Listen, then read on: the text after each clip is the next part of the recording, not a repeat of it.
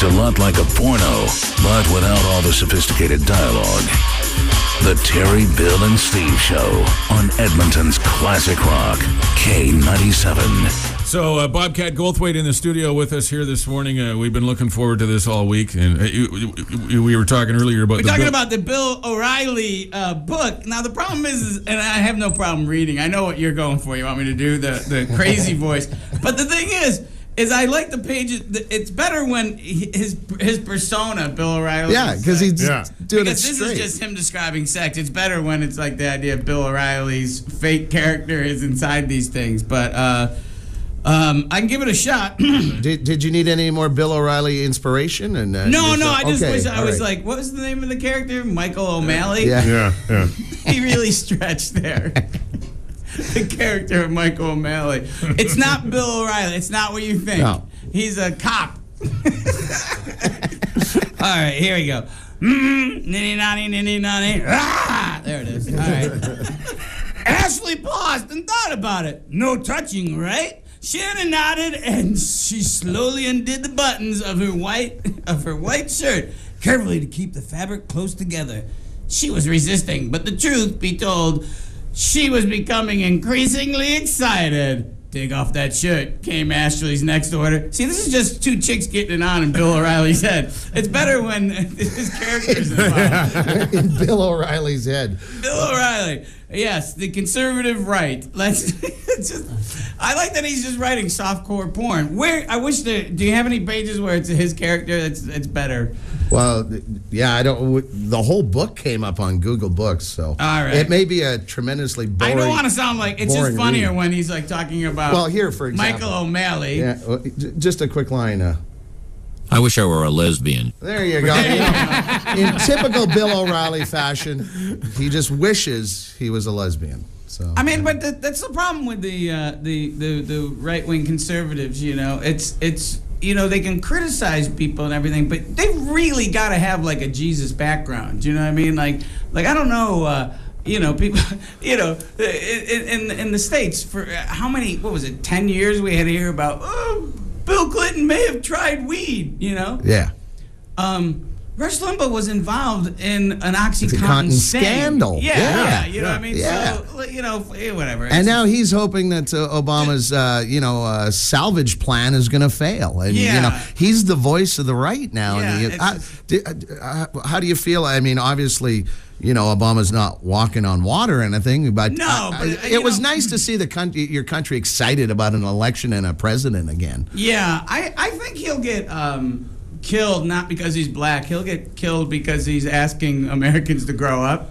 Because we're just these big, fat, gelatinous blobs who've now gone so far to actually have blankets with sleeves. And, the Snuggie.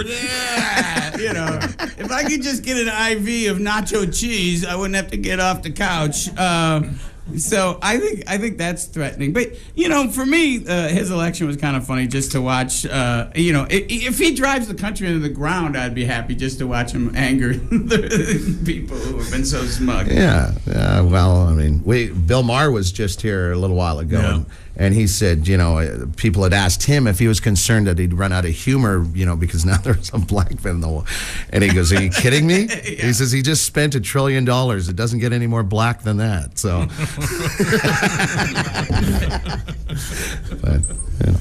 But what are you going to do? Yeah, what are you going to do? It's got quiet there. What are you going to do? That's the Canadian way. Yeah. What are you going to do? We're just going to give her. That's you got to. Do you find a big difference between Americans and Canadians? I mean, there's the obvious ones with the geographical thing, but do you when you travel? Well, all the cliches are kind of true. Driving in from the airport, I forgot about. You people are polite. Like the guy put on his directional and meant it. He hadn't forgot it. He was actually turning. And he used the signal. Yeah, I was like, what are you doing? Just do something. Oh, he is. I really had to decompress. I was yelling at traffic on the way here. And everybody was acting accordingly. Would you just go 5 minutes over the speed? Oh, yeah, all right. You are doing that. Yeah, it is kind of creepy. Everybody's a little, all the cliches. People are friendly, Hi. What do you want? What do you want? Stop smiling.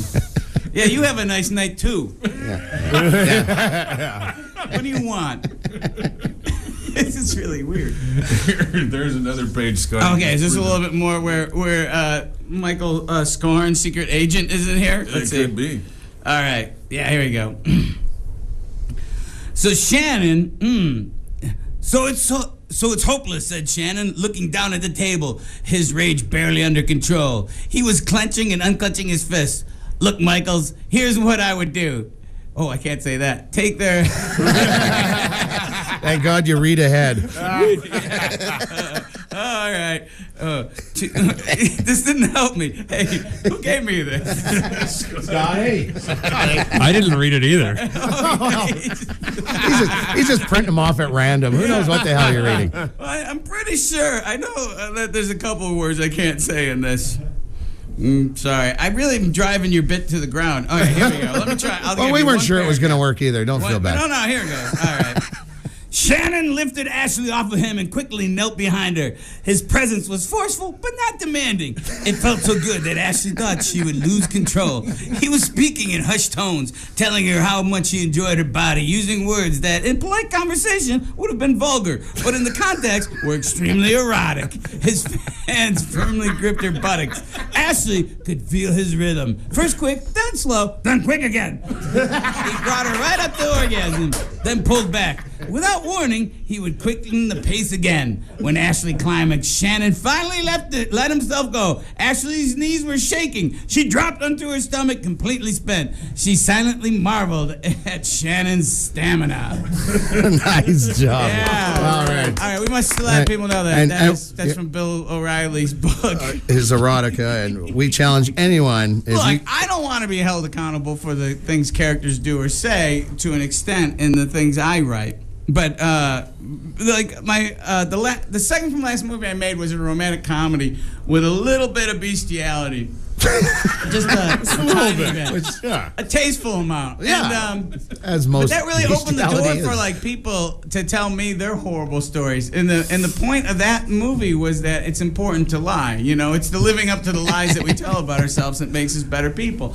And because so much damage is done and cruelty under the guise of, hey man, I was just being honest. There's no more shame. I was just being honest. What? Shh, just be quiet. Don't tell everyone that. Keep it between you and your brain. And that was the idea of that movie. But I got done with it, and everybody's like going, yeah, nothing that weird's ever happened to me. But I'll tell you, the inside of a lamb's mouth is really rough. I'm like, whoa. So that was called Sleeping Dogs Lie. And the new movie's World's Greatest Dad, and that'll be out in August. It'll have like a art house rollout, So. Cool. Good deal. Bobcat Goldthwait, our guest this morning. He's going to be at the Comic Strip tonight, tomorrow, and Saturday. Thecomicstrip.ca or 483-5999 for tickets. We'll take a break and come. The Terry, Bill, and Steve Show. What we've got here is failure to communicate. Edmonton's classic rock. The legendary K97.